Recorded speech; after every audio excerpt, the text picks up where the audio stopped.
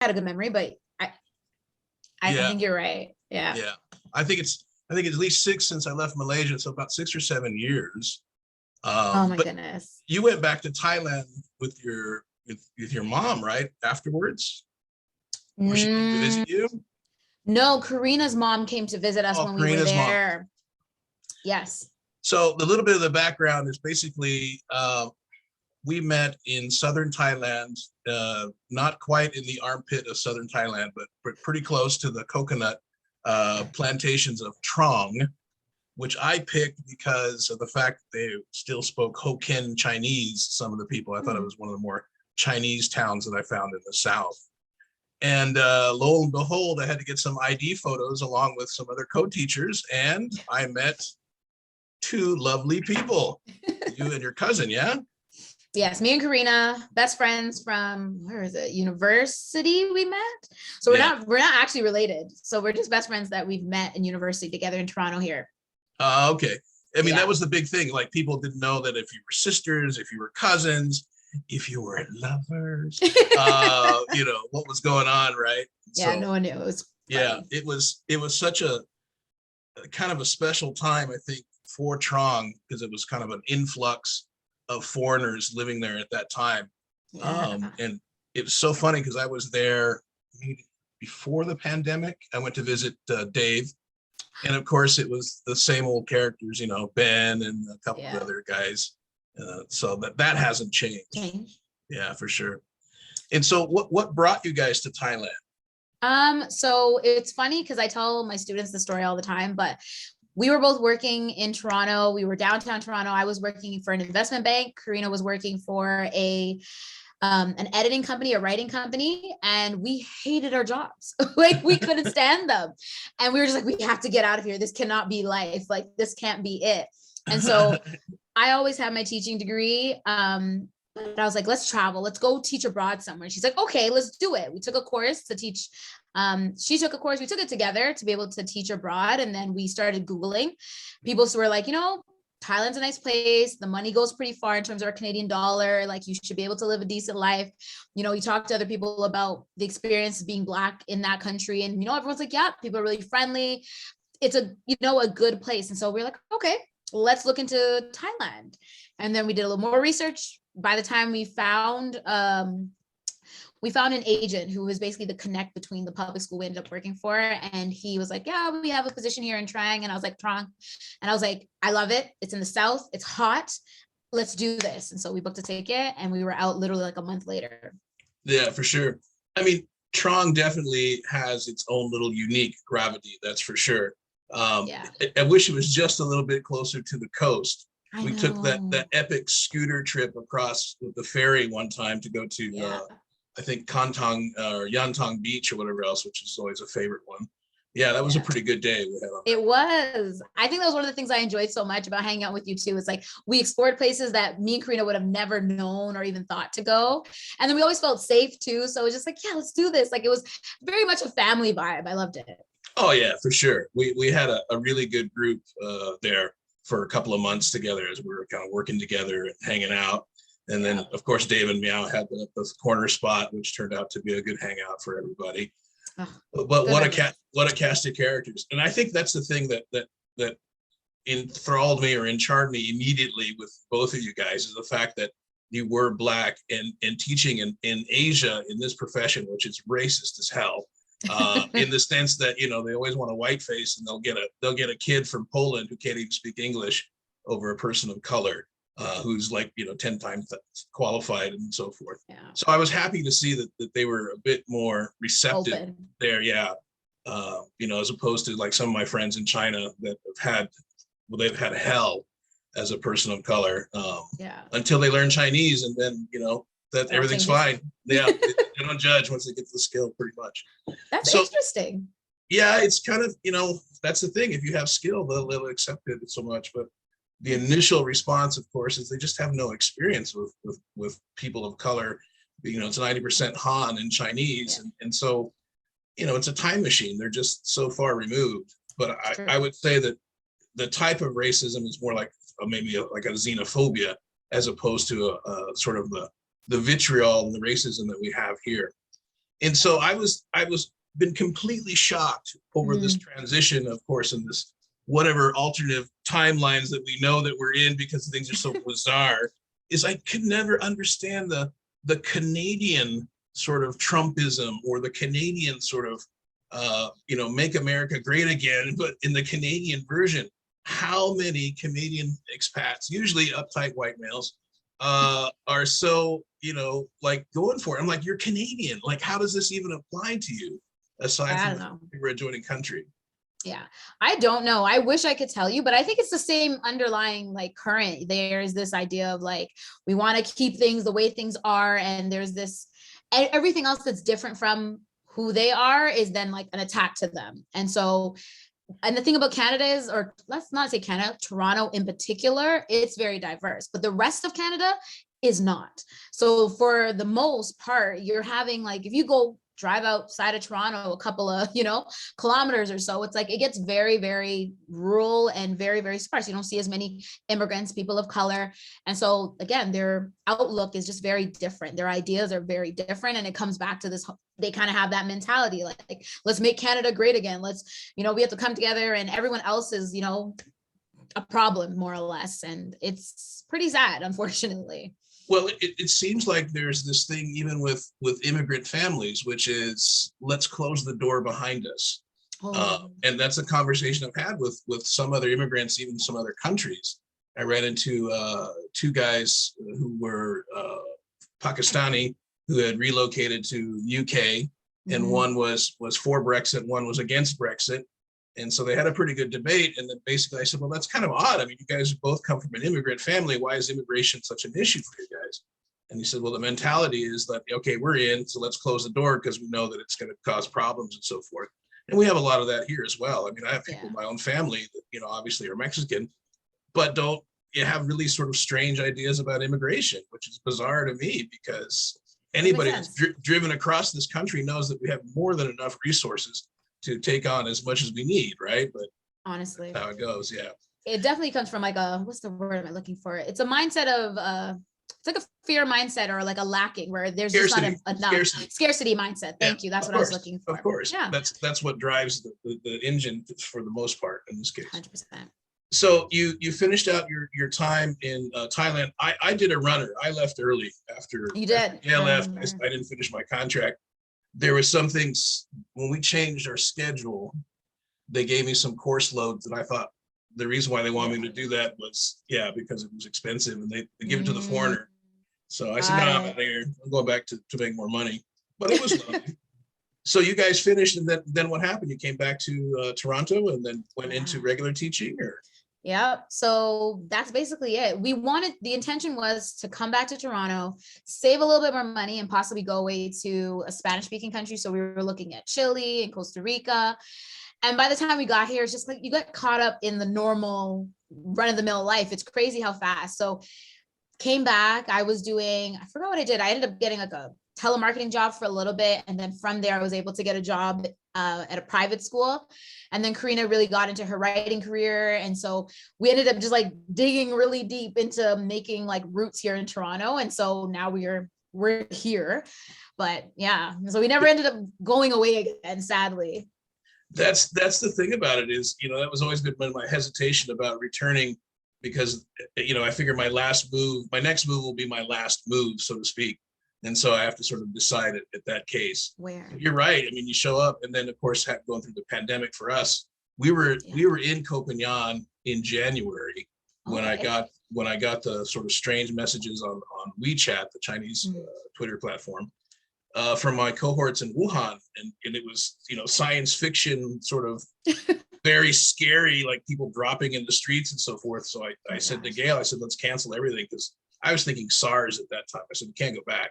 Yeah. And so we waited for about 6 months, and then I think she got worried and wanted to come see her family, so we came back. And that was my apprehension. Is like once you're back, like it's hard to get back out again. It is. It really is. Sure. But you girls have managed to still go to Carnival, right? Yes. So that same year we came back. So the February of that year, we ended up going to Carnival in Trinidad, which was an amazing experience. I've never been. Karina has, because she's half Trinidadian. And so it was just, it's a ball. If you've never been, it's costumes. It's like, I don't know. It's like the whole country is partying at the same time. That's exactly what it's like. And it's a part of the culture. So my parents are Caribbean, but from other smaller islands, Antigua and Grenada. And so I grew up with it. I grew up with the music, but it is different. Like, it is something I think you just, even just to go to see, because it's a wonderful time. Like, people are just enjoying life. That is it. It is have a drink, walk around, dance, be happy. That's it. And so how long does the celebration go on? Ooh, honestly, It's like a month or something, right? that's what it feels like. So they start partying well in advance and then like well after, but it's only like 2 days. It's like a 2-day event where you end up being like on the road in a costume with feathers and beads and the whole 9 yards. Man, you girls look so fabulous. I mean, Thanks. it's like one part showgirl, one part burlesque. Yeah, it's just, I mean, it's Carnival, right? Yeah. I mean, that's the thing. Yeah, for sure. And with the steel drums and the parades and the whistles and just people having fun. What a vibe, man. No, I can see why you guys are hooked on it, for sure. 1,000%. I love it. I'm ready to go again. I was supposed to go away the July of COVID that summer, and then all of the carnivals got canceled. So I was supposed to do it in St. Lucia. So all the islands do it. And so they just do it at different dates. But yeah, so I got to remake up for that lost one. I see. So how's the sort of the safety issue for young women participating in Carnival? You know what? That's always a concern. I think we were lucky. So like she has a lot of family down there, and they usually will come from the States, wherever they're at, and like come and migrate to Trinidad just for Carnival. So we were lucky. She had older cousins, guy cousins who were around us, and they're protective. Exactly. So they're just like, you have to, because there are issues and, things happen. And in the past, in the last little while, there's been a couple of things with Trinidad and like women going missing and things like that. So it's always a concern. Obviously, everywhere you go, you just have to be safe, extra safe and cautious as a woman. And during those times when there's so many people, it can be scary, but we felt safe. We know she had family there. We were with people that we trusted as well. And so I think just having a good core group of people that you can trust around you, you're solid. Yeah. That's awesome. Yeah, that's great. It reminds me a little bit of some of the situation happens like at Full Moon Party again, because alcohol is involved and alcohol plus sometimes. And then of course people get, a little purposely inebriated or blacked out and so forth. I mean, I've been on the boat with people from Koh Samui to Koh Phangan and listened to young British schoolgirls talk about the fact that they're purposely going to drink to being blackout drunk so they can, do whatever they need to do with 30 people. I'm like, okay. That's crazy. Yeah. Yeah. It's not for me. Yeah, for sure. But just funny, like how people sometimes will gravitate to sort of, degrading themselves on purpose, I guess. I don't know, for whatever reason. I don't know. Let's touch a little bit on your teaching experience and then some of the community causes or activism that you're sort of, I know you post on Instagram pretty regularly, and that's how we keep in touch. And occasionally, we'll get a little bit of information that I think is valuable as far as the situation, is around us about so many things. So many. Whether it's on this side of the lakes or the other side of the lakes. Honestly. But I mean, it's always something. Yeah, exactly. You're already like, I can tell you're getting because that's exactly how we all feel about it, for sure. So give us some of your insight on the things that you're interested in seeing changed and what we can do about it, please. Oh, honestly, change, there's so many. I don't even know where to start, especially with what we've seen happen in the last couple of days as well. But what I personally work in, or I do, is I actually work with a non-for-profit company called Generation Chosen. It's a after-school program that is geared towards marginalized communities here in Toronto, helping youth that basically to learn a lot more about emotional intelligence. And so we do a lot of different things, which is really great. It started off really low key in a high school with a basketball program, because that was a way to really get a lot of males in particular involved in like having these type of discussions. And so they'd have basketball runs. They'd come in because it's like, all right, we can play basketball in this gym. And then they like slowly I guess you want to say the founders of the program slowly started to introduce different programming around emotional intelligence. We had speakers coming in, and then we were able to integrate like things like field trips. So we brought them at one point to like a law firm where they were able to like just see different things that they wouldn't normally be experienced to, and have conversations about things that they normally wouldn't. And so the whole program is geared towards that. Right now, we have a whole section now on things like, it's called navigation, where we're talking about things like financial literacy. Outside of that, we have a section that's related for a little bit more for the females, that where they can have like a safe space to talk about emotional intelligence as well as things like financial literacy and these topics. And so I work with them right now. I'm one of the directors for their feminine Gen Fem program. So right now we're in the process of creating the curriculum for next year, which starts September, because we're finally allowed to be back in person, which is great.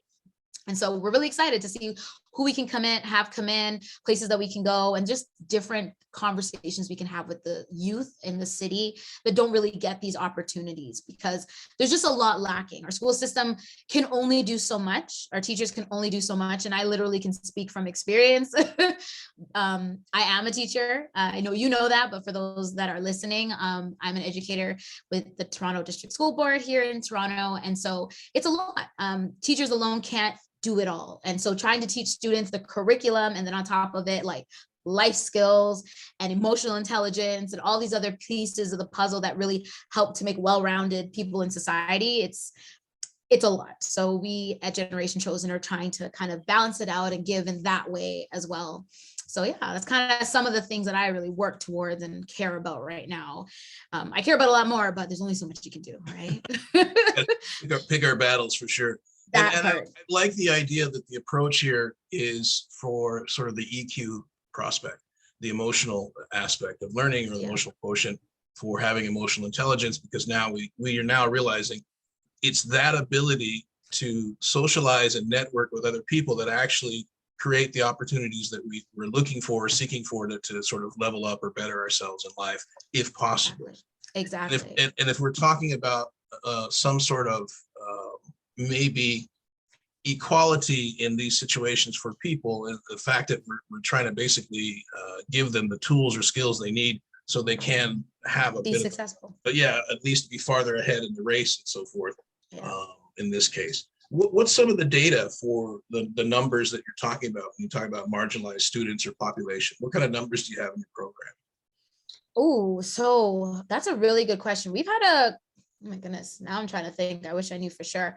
I know we've had a couple of like 100 students in like a year's program. So in the past, we would have literally, I would say over at least 100, 150 students coming in to the program, doing different sections, whether it's involved within our program, which is nice because they're coming not just from one. So sometimes they're coming from Brampton, which for those of you, it's like another city or a part of Toronto. It's like a part of the greater Toronto area.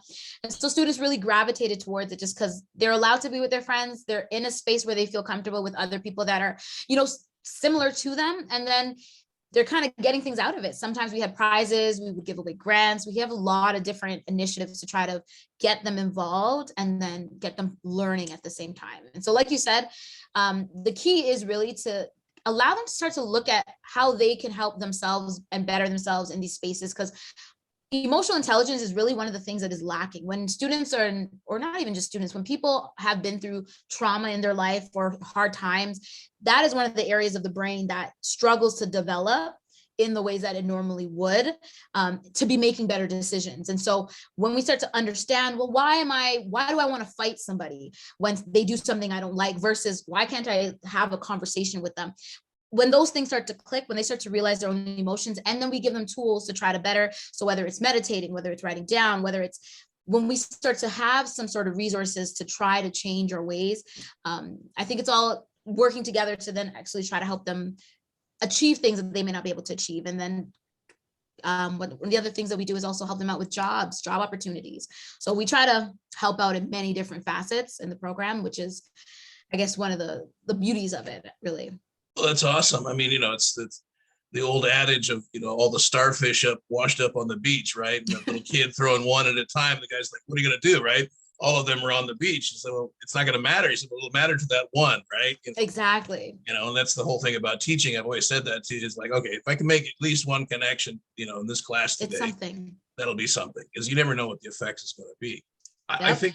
I think for a lot of people, they don't understand sort of the trauma that is inflicted on people growing up in inner city or sort of urban environments, especially people of color, how bleak it actually can be of an experience. And so something so minor, like, I think it back to my own experience. And if it wasn't for like, the Boys Club of America, giving us some sort of other things to do in the afternoon, for sure, I would end up probably spent more time in juvie or whatever else, because you got nothing going on in those kind of neighborhoods except getting into trouble or whatever else, drugs, exactly, gangs, whatever it may be.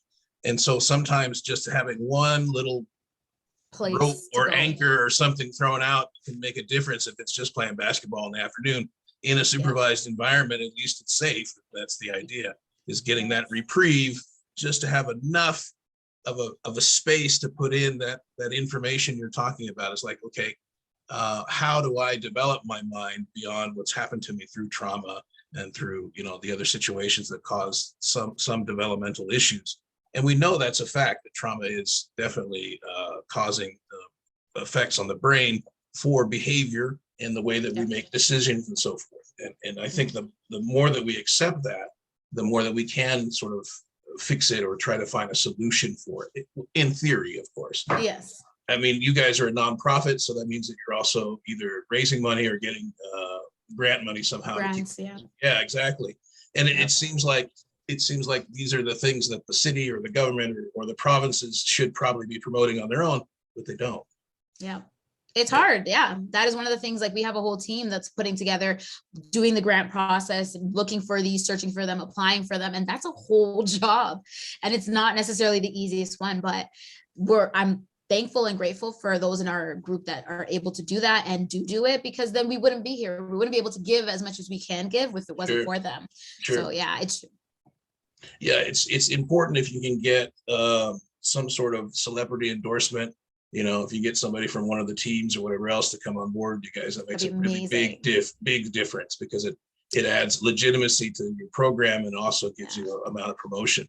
So I'm sure that they probably have considered that. If not, I'm already thinking in my mind, who do I know? Who do you know how? I just don't have a lot of sports people in my roster, because it's never been my forte, but maybe I know a guy who knows a guy or something. Yeah. So definitely. Cross fingers. And yeah, for sure. I'd like to see you guys make a go of it, of course. Definitely. Yes. I think that's so useful to have that reprieve in those situations, because it sometimes it's just enough in a time of making a critical decision to think, well, Mr. So-and-so or Mrs. So-and-so probably wouldn't like if I did that. So maybe I won't. Yeah. That's how I thought. That's really what it is. It's that moment of pause. It's like allowing their abilities to do that on their own is really one of the key things we want to help to just give them. Yeah. So aside from issues that normally come along with poverty and, of course, the sort of the bleak landscape of the inner city that happens for young people, what do you think is more of an issue for them that maybe we didn't face or you didn't face growing up? Do you think it's the social media aspect? Whew. Don't get me started on that. So I'll talk from the teacher side of it, because I'm seeing it now. And that is definitely, I think, one of the struggles of our youth, or that's going to be a big struggle for some of them or many of them, is it's the lack of almost discipline. It's the ability to kind of put your head down and be able to do the things you don't want to do, which is key in life. I have to go do marketing that I don't want to do, but I'm going to do it. I'll force myself to, I'll find a way, I'll put aside my phone, do what I have to do. A lot of students lack the ability to really that self-discipline. And I mean, there are adults who lack self-discipline. So, right. But it's a struggle. I resemble that remark. Thank you very much. So, but that is a really big struggle because of how addictive social media is at this point and how much it's a part of their lives. Like, I see it in the classroom, them struggling to put down the phone enough to pay attention to me for like the 20 to 30 minutes for the lesson. And I think the other thing is there's like a lot of anxiety. I'm seeing in my students, they're really anxious. There's this need for things to be really perfect. And the idea of making mistakes and almost like failing is the end all be all. And the problem with that is there's a lot of stress behind that. So kids are having, anxiety issues, and they can't do the test this day, or they have to, take a break because they're so stressed out about failing or making a mistake. And it's like, life is all about mistakes. You're going to make them. It's bound to happen. And as much as I can reiterate it, it's a real struggle I'm seeing in the young folks. And it's one of the big things that I think it's going to be hard as a like, how do we get all these young folks to not be terrified to fail at something? How, other than to let life just, they'll have to realize it. Yeah, I guess there's a lot of those elements that we have to sort of consider. I never sort of swam against the technology aspect in the classroom of the phones, especially in China, where they would, put up the kindergarten phone sock thing, put your phones up. I'm like, this is a university, and these kids are studying to go overseas. If they can't manage themselves here in this environment, there's nothing that we can do. Yeah. To make a difference. And so I used to take that thing and throw it off the school counter. Like, no, I'm not the phone police here for young adults, right? They know the policy. That's their choice, unfortunately. What did you think of the students in Trong in Thailand? I mean, super sweet, but I wouldn't say overly ambitious. I would actually agree with you. Yeah, they are the sweetest and kindest people, but I agree. It's almost like a little like going back in time a bit. They're a little bit more traditional in nature, or actually not a little bit, a lot. Yeah. They're very traditional. And I think because of that, they lack some of that ambition that you might see, like versus here in North America, where kids are just like, oh, I'm going to do this, I'm going to do that. And they're trying to be the top of the best of this and that. And it's interesting. It's a good and a bad. It's almost like it's a part of the culture. I found Thailand to be very relaxed in nature. Everything was, as it comes, like it goes. There wasn't much of a rush or a need to push versus here in North America. It's like, no, I have to get 100. No, I got to be the top of the class. And there's all of that pressure. So very, very different. And again, good and bad. So like the good part is I have students who are gunning for 100 in some of my classes. Bad thing is then I also have students who are like stressed out because they can't handle, doing an assessment, and they missed a day or two of class and they don't know what to do.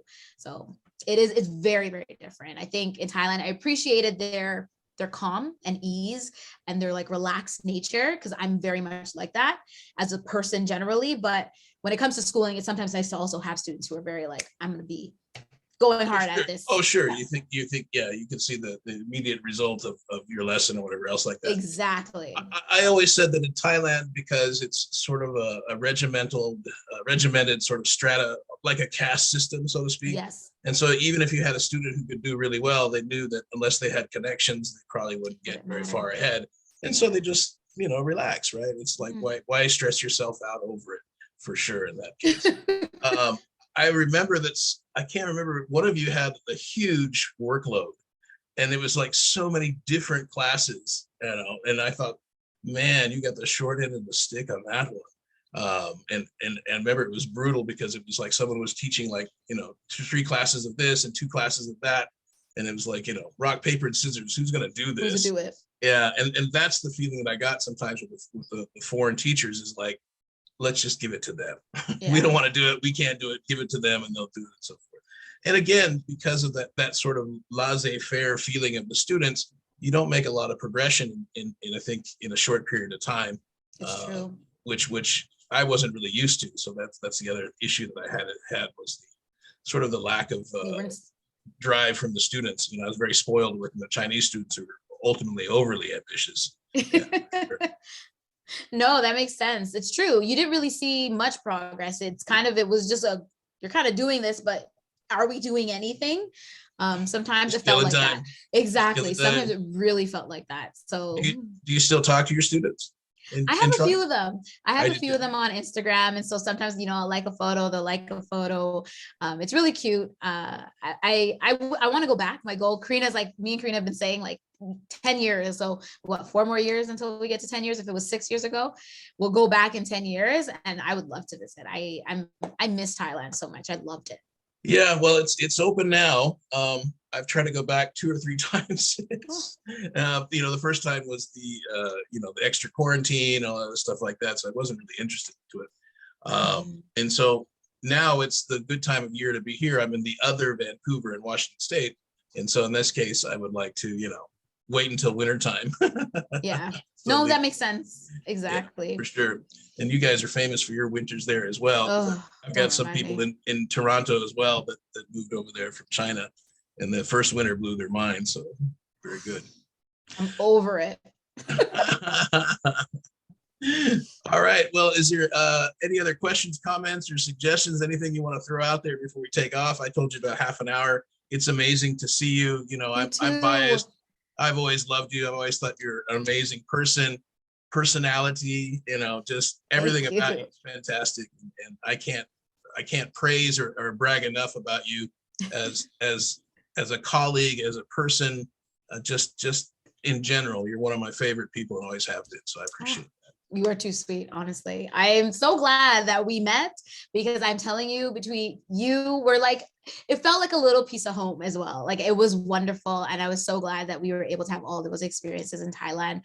So one day I'm hoping that we get to meet back up somewhere in the world and do a little bit more of that. Why not? Yep. Anytime. Yeah. I gotta get my Carnival experience one of these days. Okay, there we go. See? All right. Would you, All right. would you tell us about your organization one more time if people want to find out about it? So we are Generation Chosen. I'm going to just pull up the name There you because I go. always forget. It's Generation Chosen on Instagram. It is, internet wants to be slow today. Seriously. So Gen _ chosen with a 3 as the letter E. And so we do, like I said, emotional intelligent mental health stuff for youth. If you ever want to donate or even participate, share some of the information that we post there.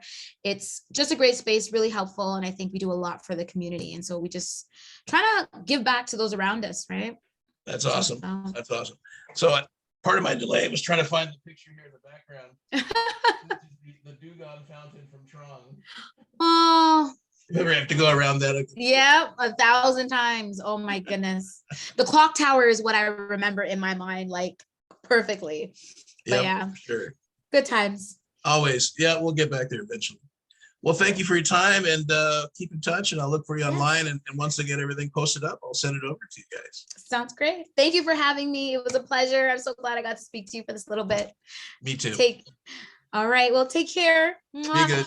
See ya. All right. Bye.